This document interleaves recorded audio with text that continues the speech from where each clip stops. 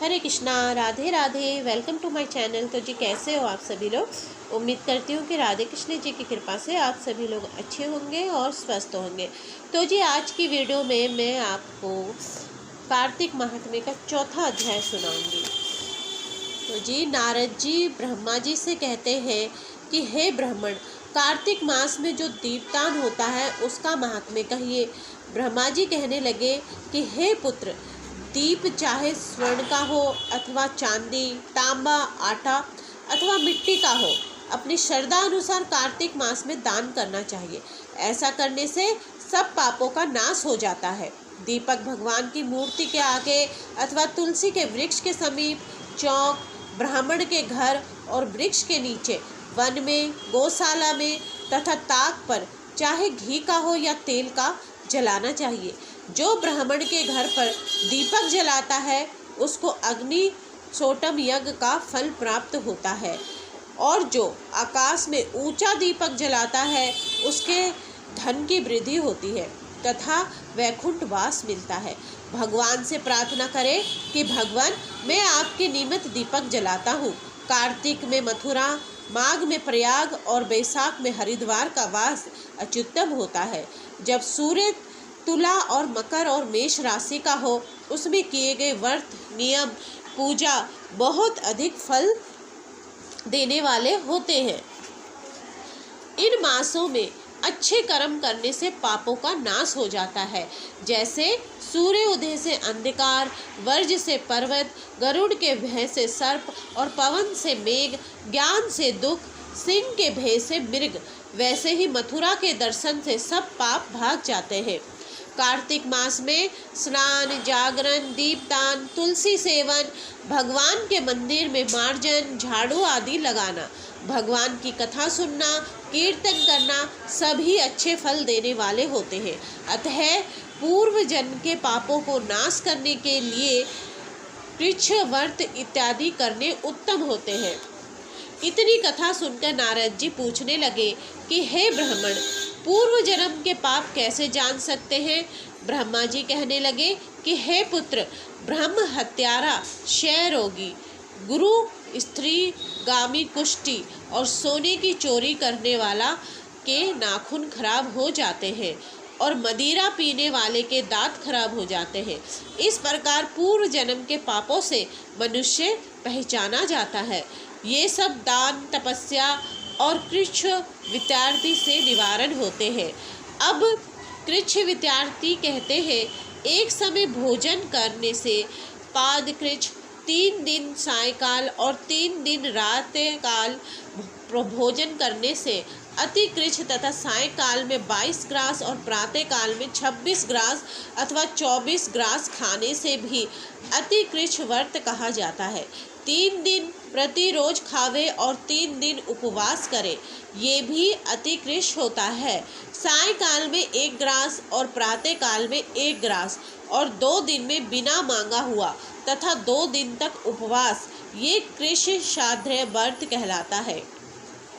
21 दिन तक केवल दुग्ध या पानी पीता रहे, यह कृच्छ व्रत कहलाता है।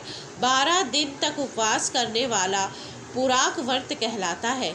4 दिन तक कुछ नहीं खाना, फिर सत्तू खाना या छाछ पीना, इसके पश्चात कपड़ा तथा दक्षिणा ब्राह्मण को देना, सौम्य कृच्छ कहलाता है। इसी प्रकार 12 दिन तक करना द्वादश कृच्छ कहलाता है।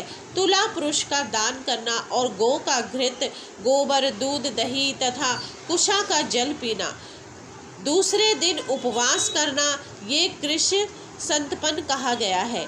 3 दिन तक गोमूत्र, 3 दिन तक गोबर, फिर 3 दिन दही, फिर 3 दिन तक दूध, फिर 3 दिन तक घी खाए, ये संतपन है जो सब पापों का नाश करने वाला होता है। इसी प्रकार गूलर, कमल, बेल, इनके पत्ते या कुशा का जल प्रतिदिन पीने से ऊन कृच्छ व्रत होता है, और 3 दिन तक उपवास करके पहले लिखी हुई वस्तुओं को पीवे तो पूर्ण कृच्छ व्रत होता है। यदि तपा हुआ दूध, घी, जल एक एक प्रतिदिन पीवे और एक दिन उपवास करे तो इसके तृप्त कृश कहते हैं। जल, दूध, घी या तपा कर 3 दिन तक पीवे और एक समय स्नान करे तो ये भी तृप्त कृश होता है। इसका प्रमाण पानी 8 तोला, दूध 12 तोला, घी 4 तोला होना चाहिए तथा कार्तिक शुक्ला चतुर्दशी को भगवान का पूजन करना चाहिए। उपवास करके उस रात्रि को जल में स्थित रहे। ये पेट जल कृश व्रत कहलाता है, जिसके करने से बैकुंठ की प्राप्ति होती है। कार्तिक सुदी सप्तमी को घी खाए, फिर एकादशी को उपवास पेतामह कृश व्रत कहलाता है। इस प्रकार पेतामह कृश व्रत करके दिन में भगवान कृष्ण का पूजन करें तो ये तीनों लोकों में पवित्र होकर बैकुंठ को प्राप्त हो जाता है। कार्तिक सुदी छठ से 3 दिन केवल दूध पीवे, फिर नमी से 3 दिन उपवास करे। ये महेंद्र कृष्ण व्रत करने से दुर्लभ वैकुंठ का वास होता है। 3 दिन तक अन्न खाए, फिर 3 दिन उपवास करे। ये भी पत्र पंचक व्रत कहलाता है तथा इसको वैष्णव कृश व्रत भी कहते हैं। जो मनुष्य एकम से पंचमी तक केवल दही खाए, फिर एकादशी तथा द्वादशी को भगवान का पूजन करे या याशक कृश व्रत होता है। इससे श्वेत दीप का वास मिलता है, जो शुक्ल पक्ष के एकम से प्रतिदिन 1 ग्रास बढ़ाता और कृष्ण पक्ष में 1 ग्रास कम करता है तथा अमावस को कुछ नहीं खाता है या चंद्रयान व्रत करता है। चंद्रयान व्रत कहलाता है। 1 ग्रास 2 तोले या अच्छी तरह से मुंह में आ जाए इतना होता है। कृष्ण पक्ष आदि को और 14 को 5 ग्रास भोजन करके किसी प्रकार का एक पक्ष में 240 ग्रास पूरे करता है। ये भी चंद्रयान व्रत कहलाता है।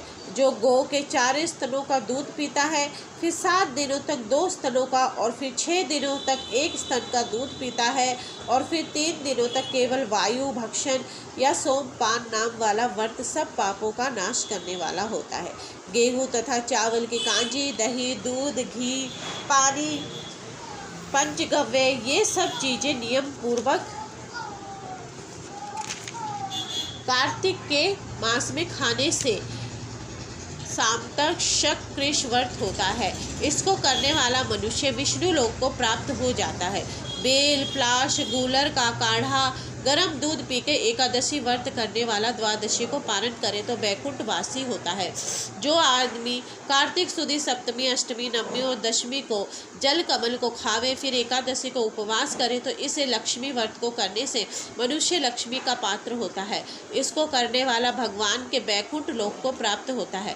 प्रातः काल में 4 और साय काल में इसको खाने से शिशु चंद्रयान व्रत कहलाता है।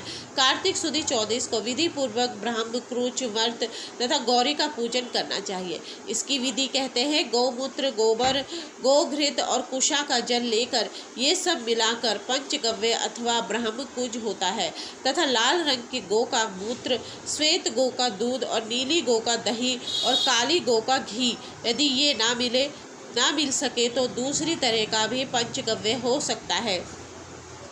इसका प्रमाण ये है गौमूत्र 8 मासे, गोबर 12 मासे, दूध 12 पासे और दही 10 मासे, घी 8 मासे तथा कुशा का जल 4 मासे। गौ मूत्र गायत्री मंत्र पढ़कर लेना चाहिए।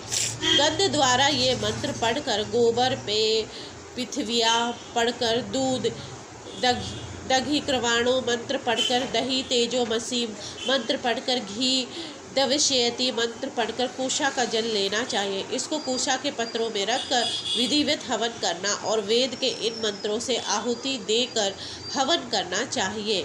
आहुति देकर बचा हुआ घी पीवे। घी पलाश के पत्र, स्वर्ण पात्र या चांदी के पात्र में पीना चाहिए।